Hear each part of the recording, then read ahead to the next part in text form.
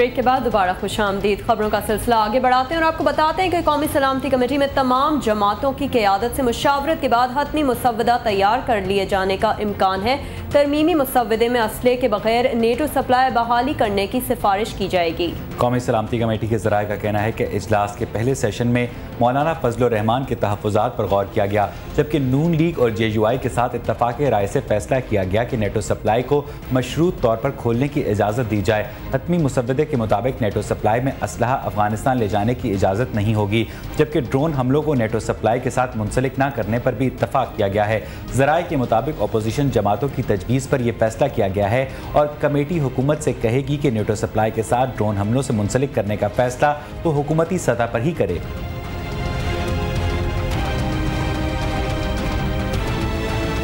Supreme court ने इंतखाबी अखराजात पर control से मुताल्लिक मुकदमे में कौमी और सूबाई असम्बलियों के उन 100 से ज़ायद हलकों का रिकॉर्ड तलब कर लिया है जहां पोलिंग में 30% से कम टर्नआउट रहा। चीफ जस्टिस इफ्तिखार मोहम्मद चौधरी की सरबराही में 3 रुकनी बेंच ने इंतखाबी अखराजात के मुकदमे की समाअत की।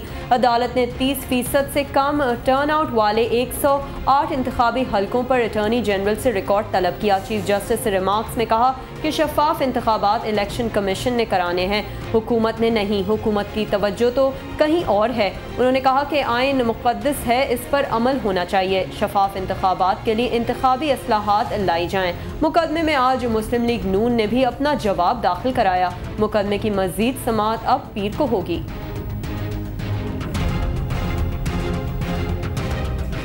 उधर दफ्तर खारजा ने कहा है कि ना ही सऊदी अरब ने ईरान के साथ गैस पाइपलाइन के मंसूबे को बंद करने की फरमाइश की है और ना ही पाकिस्तान इस मामले पर किसी दबाव में आएगा। जी हाँ, बिल्कुल। बतौर तर्जुमान दफ्तर खारजा अपनी आखिरी ब्रीफिंग के दौरान अब्दुल बासित का कहना था कि सऊदी अरब के नायब वजीर खारजा ने हालिया दौरे में पाकिस्तान पर कोई दबाव नहीं डाला कि वो ईरान के साथ अपने गैस पाइपलाइन के मंसूबे को तर्क कर दे। तर्जुमान का कहना था कि सियाचिन का मामला पाक भारत खारजा सेक्रेटरीज और दिफाई हुक्काम के आइंदा इजलासों में ज़ेर गौर आएगा। इस्लामाबाद में अमरीकी सिफारत खाने पर काम रोके जाने के बारे में उनका कहना था कि दफ्तर खारजा इस मामले पर मुल्क के तमाम इदारों से राब्ते में है। तर्जुमान ने मजीद कहा कि पाकिस्तान को मई में अफगानिस्तान पर शिकागो में होने वाली सरबराही कॉन्फ्रेंस में शिरकत का दावतनामा मिल चुका है, लेकिन अभी शिरकत का कोई फैसला नहीं किया गया।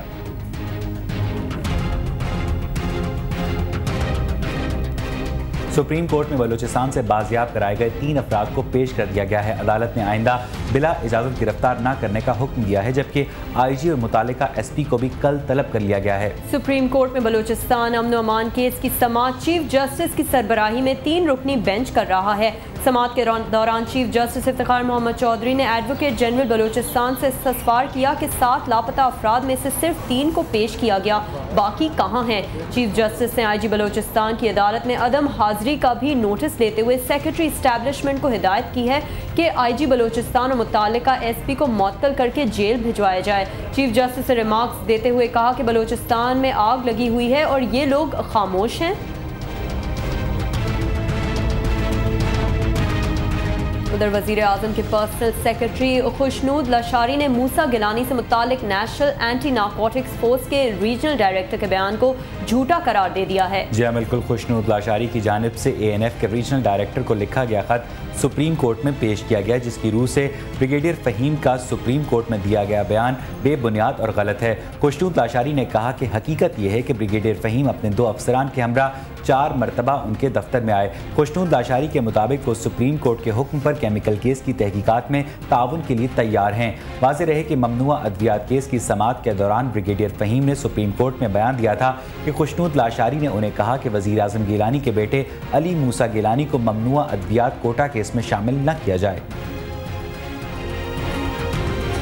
इस्लामाबाद की हाई कोर्ट बार ने अपनी इमारत के एक हिस्से में लगी वो इफ्तिताही तख्ती उखाड़ दी है, जिसे साबिक वजीर कानून बाबर आवान से मंसूब किया गया था। बिल्कुल। हाई कोर्ट बार के रहनुमा अशरफ गुज्जर ने आज बार इमारत के बाहर लगी बाबर आवान के नाम की तख्ती को उखाड़ा।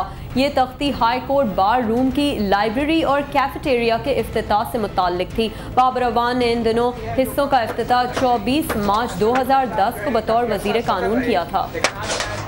अपनी मुद्दत के चंद दिन खत्म होने से पहले अशरफ गुज्जर साहब ने उधर कराची में स्पेशल इन्वेस्टिगेशन टीम की लियारी में कार्रवाई के दौरान गैंग वॉर के 3 अहम कारिंदे गिरफ्तार हुए हैं। पुलिस के मुताबिक मुलजिम कामरान उर्फ कामी शहबाज और अदनान कराची पुलिस को कत्ल, इक़दाम कत्ल, भत्ताखोरी और अगवा की मुख्तलिफ वारदातों में मतलूब थे। मुलजिमान को मुकाबले के बाद गिरफ्तार करके उनसे 3 पिस्तौल बरामद कर लिए गए, जबकि मुलजिमान ने इब्तदाई तफ्तीश के दौरान 3 अफराद को भत्ता न देने पर कत्ल करने का एतराफ़ भी किया।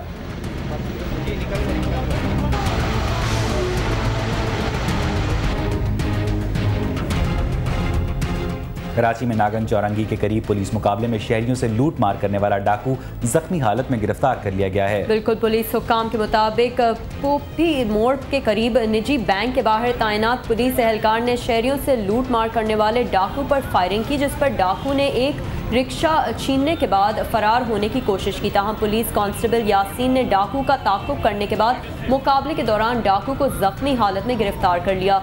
जख्मी डाकू को तिब्बी इमदाद के लिए अब्बासी शहीद अस्पताल मुंतकिल कर दिया गया। बाद में पुलिस की भारी नफरी मौके पर पहुंच गई। पुलिस एहलकार और डाकू के दरमियान फायरिंग के तबादले के दौरान अतराफ की दुकानें बंद हो गईं। यासीन है जिसकी अक्सरी बैंक पे यूपी मोड़ पे ड्यूटी थी। वहाँ पे ये डकैत जो है लोगों से मोबाइल और पैसे वगैरह छीन रहा था। जब ये इसकी तरफ बढ़ा तो इसने सिपाही पे फायर कर दिए। फायर करके ये वहाँ से भागा। फिर इसने जो है आगे रास्ते से एक रिक्शा छीना और फिर सिपाही क्योंकि मुस्तकिल पीछे था, ये उसके ऊपर फायर करता आया। यहाँ पे इनकाउंटर हुआ मोड़ के ऊपर, तो उसको डाकू को गोली लगी, उसको अस्पताल भेजा। लाहौर में एक तालिब इल्म पुरस्कार तौर पर गायब हो गया। वालिदैन ने शुबा जाहिर किया है कि उनके बेटे को अगवा किया गया है। शरीफ पार्क के इलाके लियाकत अली का 18 साला बेटा शुएब अली इकबाल टाउन के निजी कॉलेज में आई.कॉम का 2nd ईयर का तालिब इल्म था। 2 रोज़ गुजर गए, ताहाल वो घर आया ना ही उसका कोई फ़ोन आया, जबकि उसका अपना मोबाइल भी बन जा रहा है। वालिदैन ने शुबा जाहिर किया है कि उनके बेटे को अगवा किया गया है।